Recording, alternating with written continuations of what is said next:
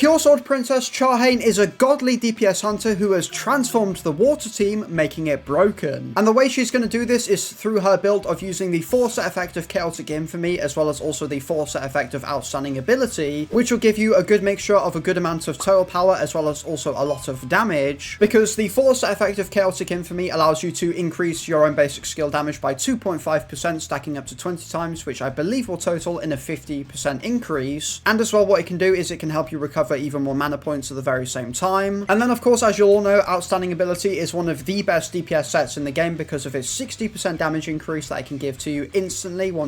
as long as you are above 40% of your maximum mana points. And then when you are taking your Hae-In into teamfight content like Guild Boss, you're going to want to run her with the 8-set effect of Chaotic Infamy because this is going to give her a huge damage increase, which then brings me on to all of your Hae-In's best main stats. And for your helmet, body armor, and also your ring, additional defense is going to be the best main stat you want to go for, but defense percent can obviously still work very nicely. But then because the new Hae-In is of the water elements, water damage percent for your bracelet main stat will be the best by far, of course, followed up by critical hit damage being the best main stat for her boots as well. And then of course substats as well for her are going to be very, very easy because additional defense and defense percent are of course going to be a must-have. And then of course getting all of your crit stats like crit rate to 50% and then your critical hit damage to at least around 200% is also going to be very, very valuable. And then stuff like damage increase and especially defense pen are going to be very, very good because this Hae-In is going to be very, very good for the new Workshop of Brilliant Light, so defense pen is a very, very good stat for that game mode. One of the main ways for your Pure Sword Princess Hae-In to deal a lot of damage is going to be through her core attacks, which does mean when it comes down to all of her best cores for her Mind piece, the Eyes of the Watcher piece is by far going to be her best in slot core, because this will increase the critical hit damage of your core attacks by 20%, which will be very, very good for her, which is then followed up by her body piece core, and you can choose pretty much whichever one you want to have, and you'll pretty much just want to focus on having better stats over having the better passive. But overall, I would just probably recommend something like the Ancient Wraith's Right Hand for its 10% damage reduction. And then finally, the Teeth of the Watcher is going to be her best spirit core because of the skill mana point consumption reduction that it does give to you, which is going to be good for her. But then for all of your core stats, of course, additional attack, defense, and HP are going to be your best main stats, with your best substats mainly being critical hit damage, but damage increase and defense pen can still also be used as well. So then next up, let's talk about all of your Hae-In's very best advancements and what you should go for. And with the Pure Sword Princess Hae-In having a load of really, really good advancements, I would recommend that you do at least try and get her to A5. But if you are then a free-to-play player who doesn't look to take on a lot of the hard content in the game, then A1 is perfectly fine for her, because what this will do is it will change Sword Storm to a quick attack version of Sword Storm, increasing its damage by 60%, and Sword Storm is her second basic skill. But then furthermore as well, when the user uses Heavenly Strike, which is then her first basic skill, she can then activate the Blade Master effect and can also enhance the Will of the Sword buff that she does apply through her A0. And what Blade Master will essentially do is it will give your core attack super armor and will also allow you to spam it completely infinitely for 5 seconds, which is why she gets a lot of her damage from core attacks. But then moving on to her A2, which does give a good amount of quality of life into her kit, because when Heavenly Strike does hit, it will activate the Unrecoverable effect, which is just like what the regular Hae-In does have, where it does stop your targets from being able to recover HP, which is good for the new Workshop of Brilliant Light. And then finally, when Sword of Destiny hits, it can activate the Paralyze effect, which is just a 3-second stun. But then moving on to her A3, and once you have the Will of the Sword gauge completely charged to 100%, what it will do is it will activate the Sword's Resolve effect. And what this will do is it will basically change the Heavenly Strike first basic skill to become the heavy attack version of it, increasing its damage by 60%. But then what it will then do is it will completely consume all of the Will of the Sword gauge once the duration does end, and this will last for 6 seconds. Her A4 is absolutely amazing because for every water team member that you do have in your party, your Hae-In's critical hit rate and also critical hit damage will increase by 7%, with it then stacking up to 3 different times, so that will total in a 21% increase in your crit rate and also damage. And if you thought her A4 didn't give her enough crit stats, then well, there's no need to worry, because her A5 will also do just exactly that, because the Will of the Sword effect is enhanced and will also say when the user enters the stage, you'll be able to completely activate the Pure Sword Princess effect, which basically increases your ultimate skill damage and also your first basic skill damage again by 60%, which is completely permanent. And then the final version of the enhanced Will of the Sword effect will now increase your defense by 10% and also your crit rate and also crit damage by 4% each, stacking up to 6 times in total, giving you 60% defense and then also 24% extra crit rate and also crit damage. So of course, for you to then get all of of your damage out of your Hae-In, you are going to want to level up her correct skills. And her most important skill in her kit is going to be Heavenly Strike, which has a 16-second cooldown and can have its damage increased up to 1,731% of her defense's damage, which will then leave you with Sword Princess's Dance, which is her core attack as her second most important skill in the game, at least in my opinion, because this will do damage up to 702% of her defense's damage. And then of course for the rest of the skills that you want to know about, you can just use the in-game recommended skill level up order. And just like your skill level priority, your Hae-In's exclusive weapon is a very, very important part of her kit, because what this will do is it will increase her defense by 12% on its first set of its passive. But then when it comes to the second part of the passive, you can stack even more defense, as when the Will of the Sword Gauge recharge effect activates, you can trigger an effect that increases your defense by 6%, stacking up to 60 times, and is completely permanent, allowing you to get, I believe, a 360% defense increase through that buff alone, which makes this weapon buff at A5 absolutely broken. So then next up, let's talk about your Hae-In's very best team, and her two best hunters for her to be ran with is going to be Maylene Fisher as your support, and then also Sorin as your best breaker by far. And then when it comes to formatting your team, you want to have your Sorin first, your Maylene second, and then your Hae-In third, because Hae-In's QTE skill, Sword of Judgment, once you do bring her in with it, will apply the Sword Princess's Oath, which will pretty much just give her a 15% damage increase. But then when it comes to your Sorin, of course, she is an absolute fantastic breaker through using skills like her Frozen Spin, as well as also her Pinpoint Missiles, which also allow you to apply the Sub-Zero debuff. And this is really, really good in increasing all of your team's damage because it does last for 30 seconds. And not to mention, she herself can do a lot of damage whilst also applying the Black Tea buff, increasing your defense and max HP for your whole entire team. When it comes to Maylene Fisher, of course, she is an absolute just crazy stat buffer, because through her pumped up buff, she increases attack, defense, crit rate, core attack, and also damage reduction, which can then of course be increased to 16% through her A5. And then she has even more stuff like attack and defensive buffs, and also water damage taken debuffs that she can apply to her enemies, and also a really, really big core attack damage increase through her So Cute buff. And the good thing about Hae-In is that she does have a lot of different options to use when it comes to her shadows, but I do think the two best authority leaders for her are going to be either Igris or Tusk. And this is because, of course, we do know what Igris does already with the 8% increase in critical hit rate, which is going to be very, very good in increasing your consistency with your damage. But I do think Tusk is also going to be very, very good for the 40% core attack damage increase that he can apply to your Hae-In. And then for your two supportive shadows, you'll always want to run Serbi for his combustion debuff he does apply. And then for the final supportive shadow, the brand new shadow being the Ice, which is very, very good for her defense penetration increase, but also Beru and even Iron are pretty decent. So then finally, let's talk about how to best use your Hae-In and also how to get the most out of her kit. And when using Hae-In, you want to bring her in with your QTE skill to apply the buff that she does have through it. And this will then be followed up by her second basic skill into her first basic skill, because her second basic skill does have a very quick animation, so you can use both of them in quick succession. And once you have used your first basic skill, you'll then be able to activate your core attack and also spam it for that 5-second duration, assuming you do have her at least A1. And then once that 5-second duration is then over, you can then use her enhanced version of her first basic skill to then get even more damage. If you do have her ultimate at that point, you can then finish it off with her ultimate, and then you can just do your rotation completely again, where you apply all of your Sorin's and Maylene's buffs and also debuffs. So there you have it. That is a complete build guide to the Pure Sword Princess Hae-In. And of course, if you did enjoy this video or you just found it useful in general, then don't forget to like and subscribe. And as always, I will see you all in the next video. Peace!